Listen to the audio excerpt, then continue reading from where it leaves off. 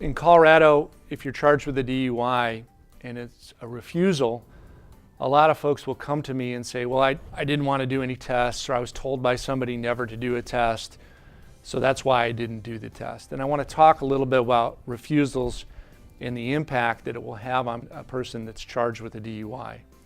First, remember there's two different arenas. There's the DMV side of this and there's the criminal side of this.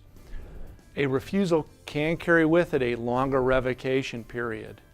And when we're talking about the DMV side of this, what we're looking at is to understand that the officer had a basis to contact the driver, that they established probable cause to believe that the person was impaired or intoxicated, and that they gave what's called a proper express consent advisement.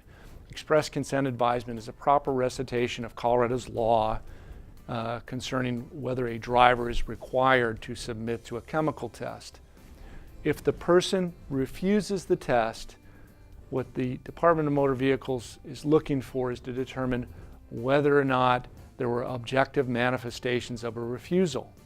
So for example, if you have a driver that doesn't give any response to the officer says, this is the Colorado Express consent, I want you to do a blood or a breath test, and the person just sits there and says, I'm not going to do anything, that can be taken as an objective manifestation of a refusal, and there's case law to support that.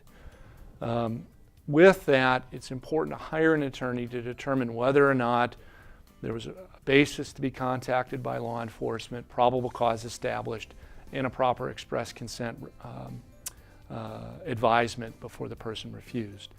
On the criminal side, a lot of folks believe that, well, hey, I have an absolute right to remain silent, and if I didn't choose to take a test, that can't be used against me. And unfortunately, in Colorado, a refusal can be used against you. And on the criminal side, at the trial, here's the way that it works. What happens is that typically if there's a blood test or a breath test, the prosecutor will use that to help show that a person was either impaired or intoxicated.